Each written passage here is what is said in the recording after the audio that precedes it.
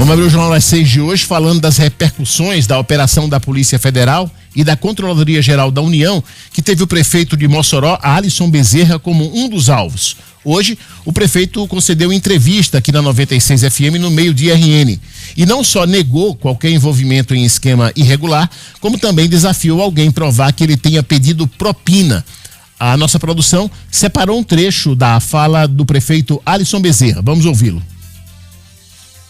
Eu sei, uma operação como essa, é claro que interessa os nossos adversários. Os nossos adversários comemoram. Os nossos adversários, eles olharam e acharam ontem que tudo estava perdido e que o meu caminho natural seria talvez colocar minha cabeça debaixo do chão. Deixa eu dizer uma coisa, vocês não me conhecem. Eu venci a pobreza, eu venci a dificuldade. Eu sei desde cedo o que é enfrentar lutas e desafios. Então isso aqui na minha época, ninguém segura não. Eu não devo e não tenho. Aprendi com minha mãe desde cedo. Meu filho, quem não deve não tem. Por isso que eu estou aqui. Então é importante deixar isso claro. Se porventura meus adversários ontem comemoraram, ou estão comemorando hoje, eu quero dizer a vocês uma coisa, mas dentro de mim eu comemoro, porque vai ser mais um momento que eu tenho para mostrar a todo o povo do Rio Grande do Norte, toda a gestão que eu fiz na cidade de Mossoró, tudo que nós fizemos na cidade de Mossoró, e eu digo uma coisa aqui, um dia, a mesma mídia nacional há de projetar a gestão que eu fiz em Mossoró, outras gestões que eu farei e todo o trabalho que Deus me deu capacidade para fazer. A primeira delas, dentro do inquérito, há um escuta ambiental que trata de diálogos, falando da matemática de Mossoró, e algumas atribuem repasses diretos à prefeitura e ao prefeito, citando nominalmente. O que é que o senhor tem a dizer sobre esses diálogos que foram apresentados nesse inquérito? Eu lhe agradeço pela pergunta, porque é o que muita gente está querendo saber. Eu estou aqui para falar. A matemática de Mossoró. Bem, eu estou aqui para falar por mim. Estou aqui para falar por Alisson. Não estou aqui para falar por terceiros, não. Estou aqui para falar por mim. Eu nunca recebi, pedi qualquer tipo de vantagem, qualquer tipo de valor. Nunca tive qualquer tipo de diálogo com essas pessoas envolvendo esse tipo de recurso, de contrato, de benefício pessoal dentro da prefeitura de Mossoró. Nunca solicitei para que ninguém ligado a mim fosse ter esse tipo de contato, esse tipo de conversa, e reafirmo aqui, para vocês, a bancada, para o povo do estado do Rio Grande do Norte, que não tenho nenhum tipo de envolvimento em nenhuma dessas práticas. Isso, não tenho dúvida, a justiça comprovará no tempo certo, porque inclusive hoje, às 9h40 da manhã, nós apresentamos toda a documentação que foi solicitada pela Polícia Federal no dia de ontem, antes do prazo que foi solicitado. Boa noite, Gustavo Negreiros. Boa noite, Dinarte Assunção. Boa noite, Enio. Boa noite, Narte. Boa noite a você, amigo da 96 FM. Olha, a entrevista do prefeito de Mossoró, a gente pode abordar por vários ângulos. O primeiro é a coragem, que Alisson, ele veio de peito aberto para todo tipo de pergunta e não ficou calado em nenhuma das perguntas. Essa parte aí do primeiro recorte da entrevista dele, eu acho que é o momento mais importante, inclusive, porque o que pegou mais ontem, que é de todas as, como é que chama, as manchetes, principalmente dos jornais de fora, é a matemática de Mossoró. E ele foi muito claro quando ele respondeu a respeito da matemática de Mossoró, né? Por quê? Porque ele, na matemática, ele estava sendo acusado de ficar com uma parte, né? Uma tal de Fátima de outra parte, só a metade dos remédios iam ser entregues, e ele aborda esse assunto com muita firmeza.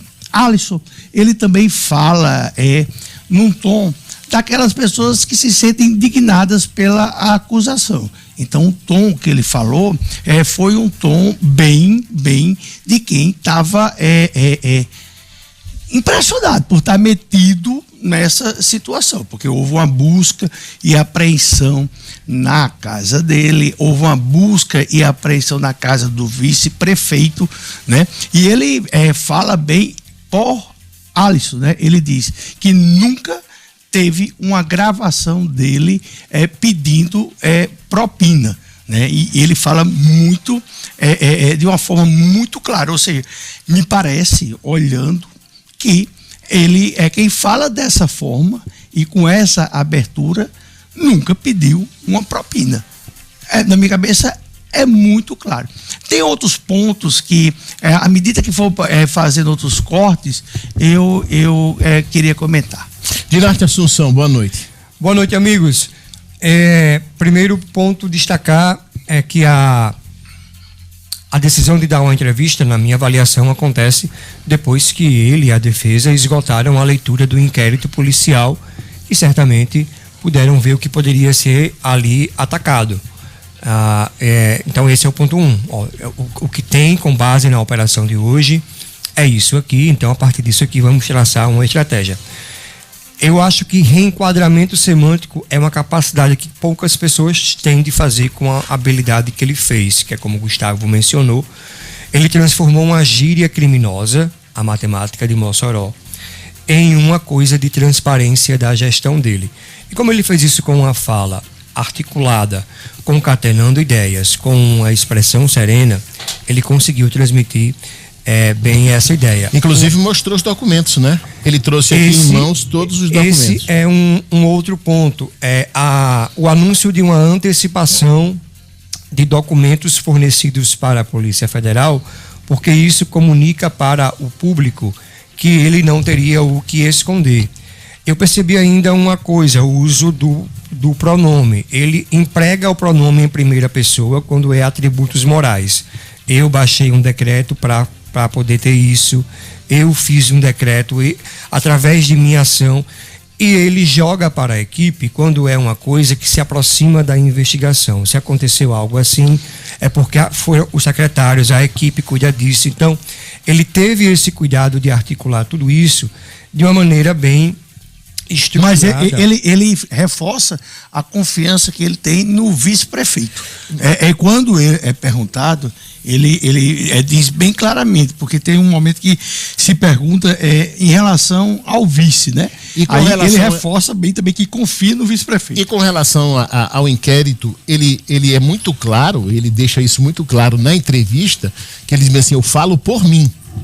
Né? E aí é exatamente isso aí que você está tocando nesse ponto. Tem esse por ponto. Alisson, ele vem até, cita ele. Ele construiu um discurso do storytelling do perseguido. Assim, é muito comum, mas ele fez bem feito. Porque ele não atacou a Polícia Federal aqui hoje, ele atacou adversários e a imprensa. Ele preferiu demonstrar um respeito pelas instituições, atribuindo ao tempo que se deve ter de investigação. Só que ele pecou talvez por não dispor de elementos ou não ter alinhado com a defesa quando é confrontado com mais coisas sobre as pessoas que atribuem a distribuição de propina a ele. Aí ele fala que conhece, esteve e tal, fez foto, mas aí diz que a defesa vai cuidar dessa parte. Ele teve uma postura de enfrentamento durante toda a entrevista. Ao não enfrentar isso e jogar para os meus advogados vão cuidar disso, ele deixa um ponto aí em aberto. Mas foi uma entrevista que eu achei de uma retórica muito boa. Eu dizia aqui antes de iniciar o programa que se eu fosse dar uma nota, eu daria uma nota 8 pela técnica que ele empregou. Evidentemente, para quem circulou ontem o documento com o aspecto probatório, sabe que as coisas que ele disse é boa na forma, mas no conteúdo pode encontrar dificuldade de se sustentar. Especialmente, agora eu vou mencionar, o vice-prefeito, que eu vou enfatizar, não há nenhum áudio do prefeito, mas é tratado como prova os áudios que atribuem a distribuição de suposta propina a ele, ao vice. Tem 3 coisas aí que o prefeito Alisson tem que enfrentar, né? A questão administrativa, que parece-me que é a mais tranquila, ele goza de grande avaliação positiva na administração dele em Mossoró. A questão jurídica, que não vai ser decidida do dia para a noite. Ainda não há nem processo, houve uma decisão no qual a Polícia Federal pede uma busca e apreensão, o juiz dá. A polícia não pede nada a mais que isso, ou seja, não existe pedido de prisão, não existe pedido de afastamento do cargo, isso porque não tem nenhuma participação dele, tem apenas, como Dinarte bem falou, a citação. E, por fim, tem a questão eleitoral, porque ele vai passar por um processo eleitoral. Hoje, por volta de 11 horas da manhã, Os 4 partidos que dão sustentação política a Alisson, 24 horas depois, eles soltaram a nota. Esse partido União Brasil, o Progressista, o PSD da senadora Zenaide e o MDB de Walter Alves. Eles soltaram uma nota no qual atribui total confiança a Alisson, ou seja, ele teve um ganho político, apesar que nesse mesmo horário que os 4 partidos políticos soltaram a nota, o ex-deputado, o ex-secretário lá de Parnamirim, o Kelps Lima, ele solta um vídeo. Kelps é o dono do Solidariedade, e ele solta um vídeo falando da confiança que ele tem em Alisson, né? Eu digo isso porque assim, Kelps botou a cara dele, né? Também, ele disse, olha, eu confio plenamente no prefeito de Mossoró. União Brasil, o PP, o MDB e o outro lá, o PSD de Zenaide, soltaram uma nota, né? Tem coisas, são pesos diferentes, mas aparentemente no jogo político, 36 horas depois no jogo político partidário, né, e de apoios, ele não teve nenhum dano.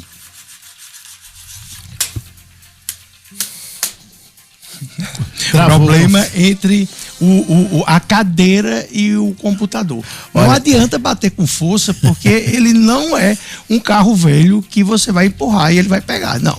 É um equipamento de última geração da Apple, né, que tem que ser tratado com muito carinho. Com muito carinho.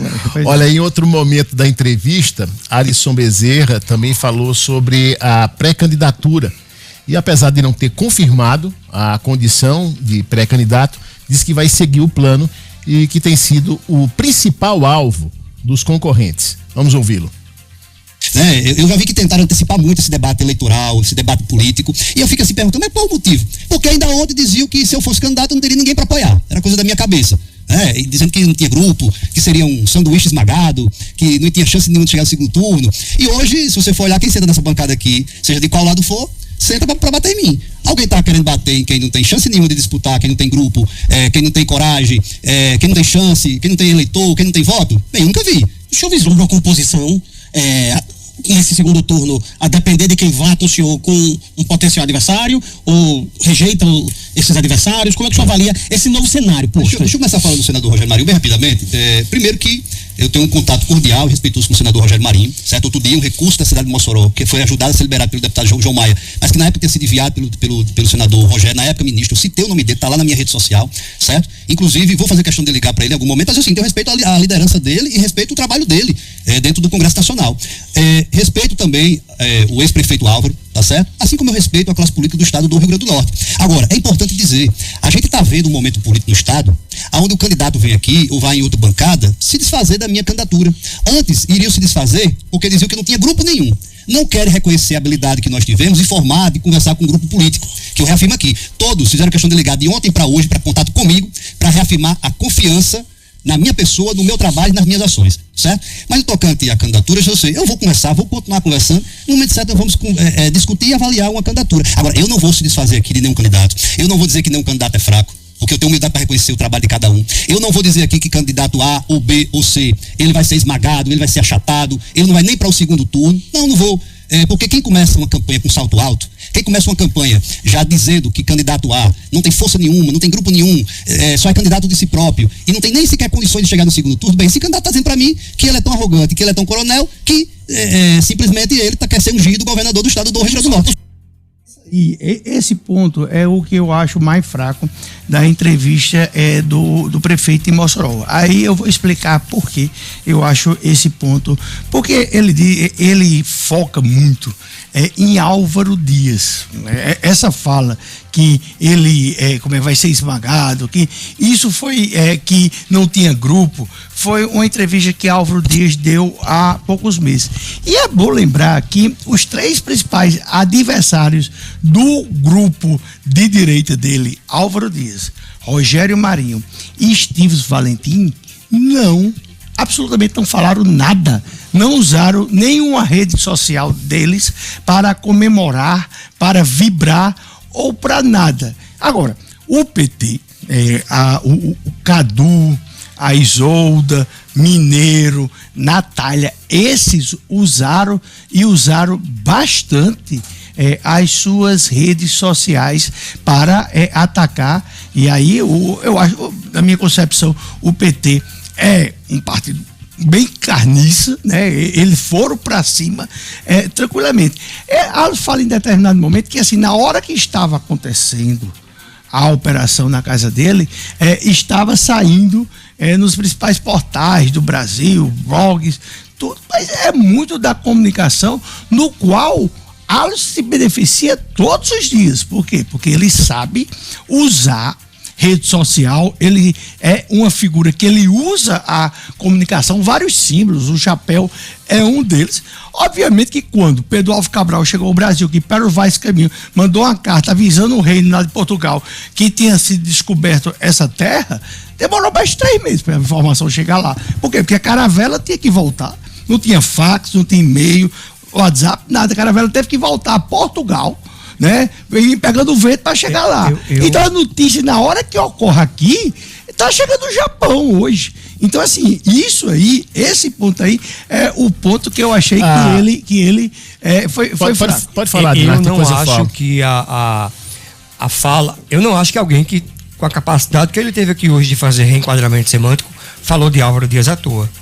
Eu não acho que ele deixou de bater no PT à toa. Eu acho que ele fez isso por método, porque ele certamente está municiado de dados que indica que o oponente mais forte dele é Álvaro Dias. E aí eu vou dar um contexto até óbvio.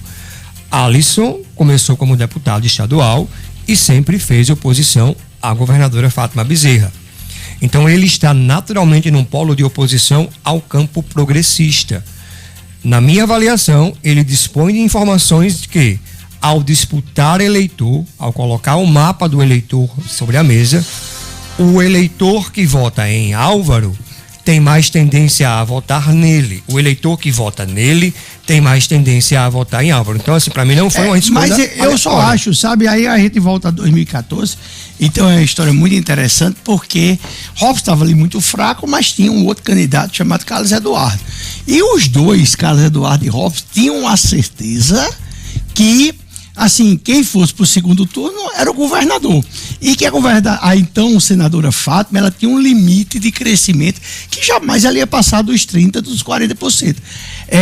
Robson e Carlos Eduardo se degladiaram tanto que quando Carlos Eduardo chegou ao segundo turno, chegou já morto. Eu estou dizendo isso porque não se tire o poder de Carlos Eduardo Xavier de ser o próximo governador do estado. Eu hoje estava conversando com um jornalista, uma raposa com mais de 40 anos de janela, e eu estava comentando com ele, ele disse, é verdade.